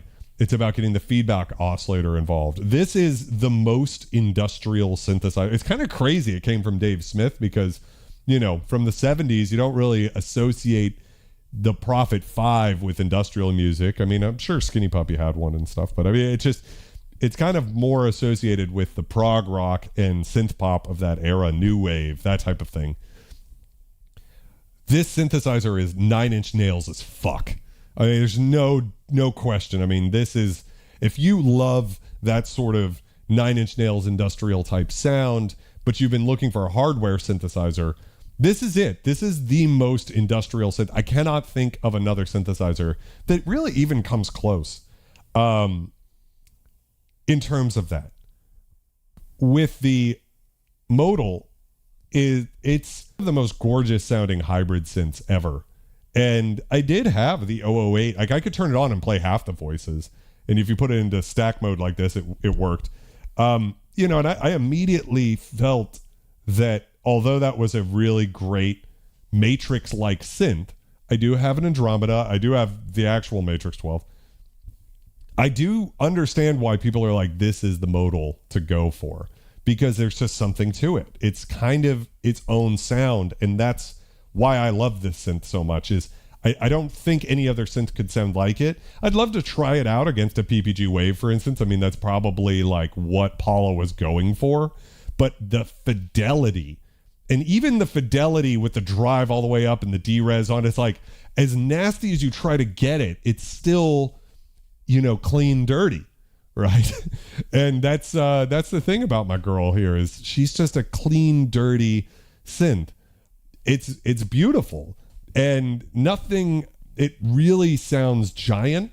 And even comparing it to something like Super Gemini, for instance, incredible synth. I'd love to check out any of the Udo synths one day. But for me, it's like that synth kind of has a tendency to sound hollow, whereas this one's just like right there in front of your face. I don't know if I'm just crazy. So I'm catching up with the chat here.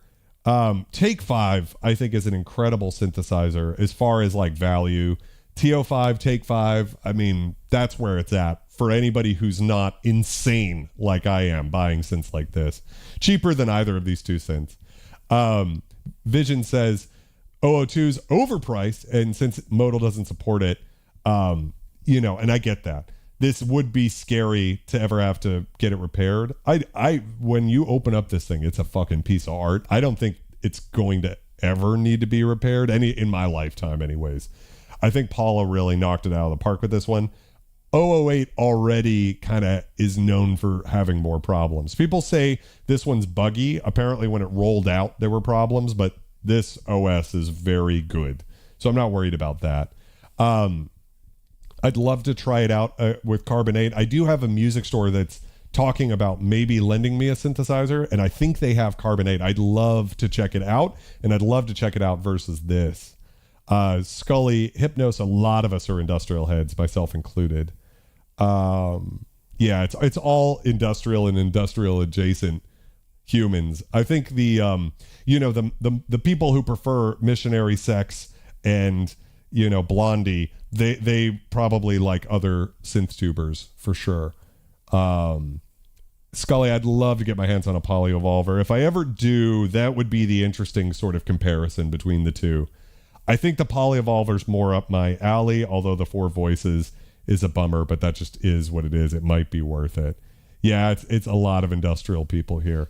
So I think that's a good place to call it for tonight. I mean, I think it's been interesting, the discussion. I want to end though with a poll here while I bring up some music.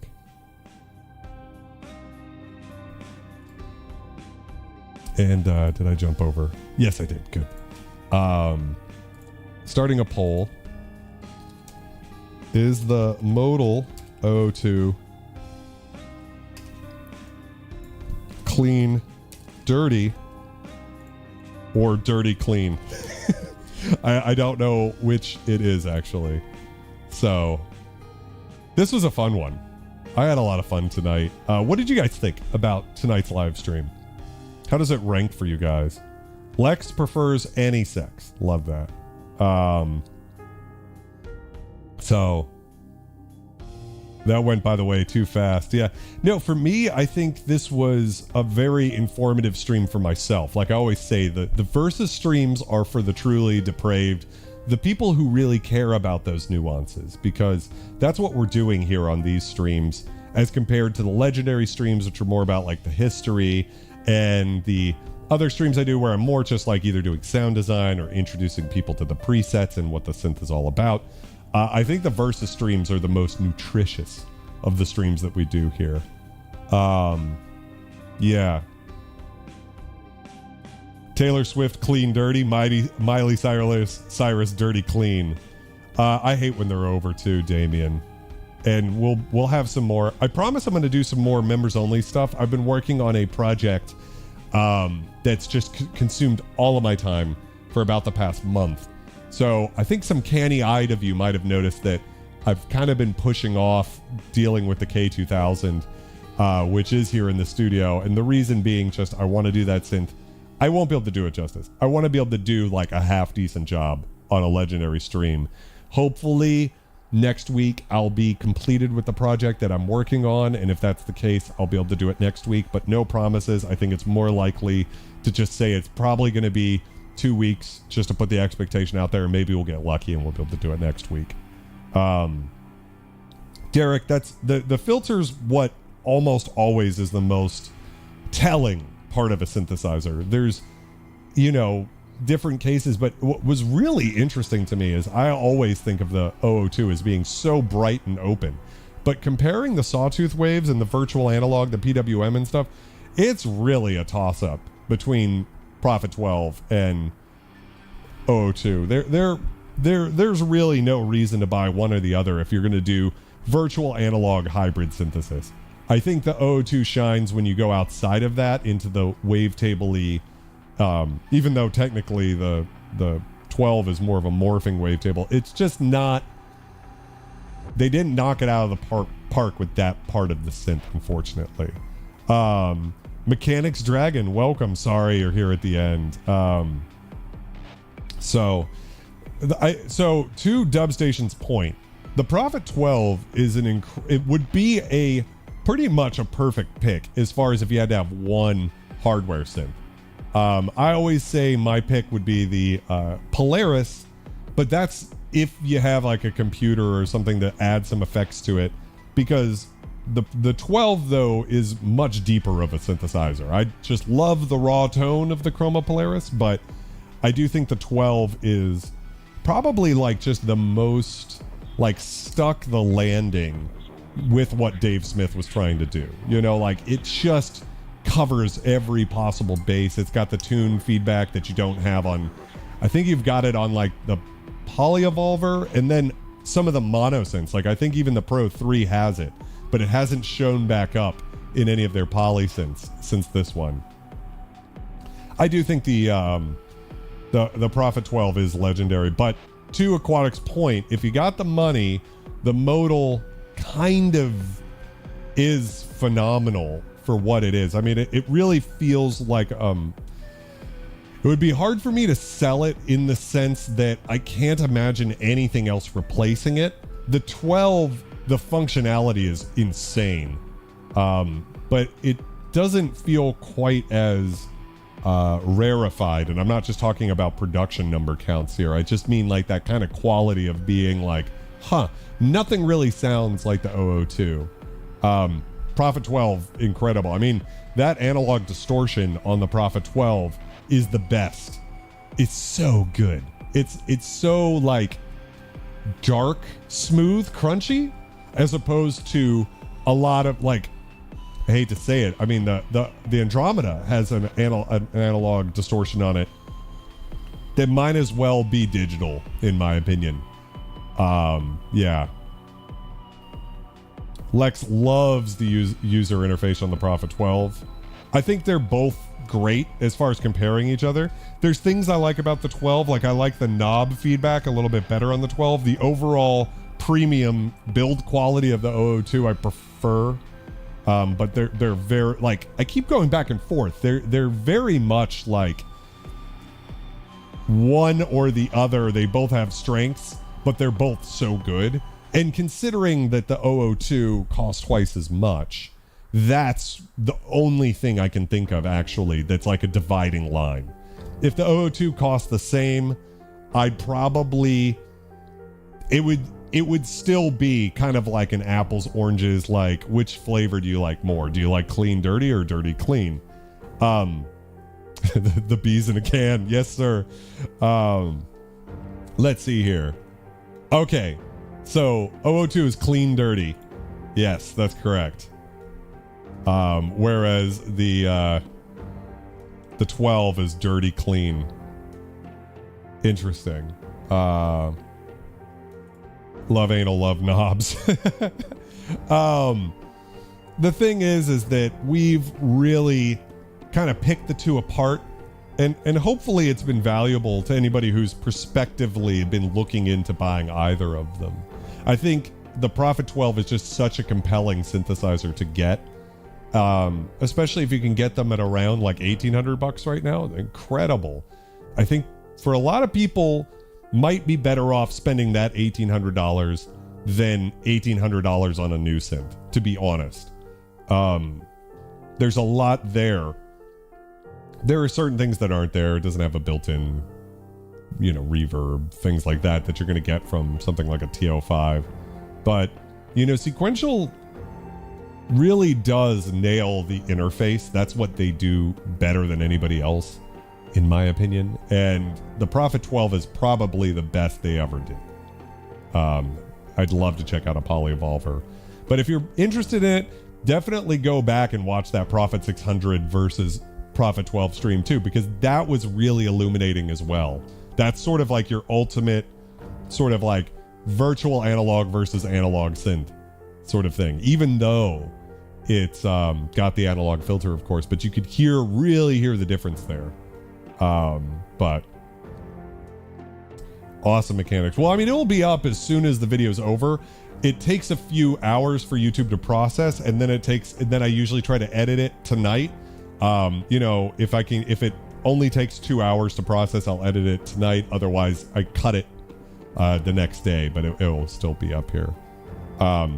Adapt. It is also just like, when you look at it, the red, one of the prettiest looking synths. So, all right, guys, I think that's a good place to call it. Again, I'm going to try to deliver the Kurzweil K2000 legendary stream in the next couple of weeks. Thank you again, Rob, for giving me the time with it to try to get this out. We'll try to make it happen. Also, as soon as this big project I've been working on is over, I should be able to get back to doing some sort of members only live stream too. So if you're not a member of the channel yet, that's a thing that really helps me out. $5 a month, and we have members only content. Last couple of videos have been a Matrix 12 sound design stream and a really cool JX10 sound design video. So definitely appreciate it. So with that, guys, can I get a scum cheers? Continue to be excellent, and I will see you in the next video.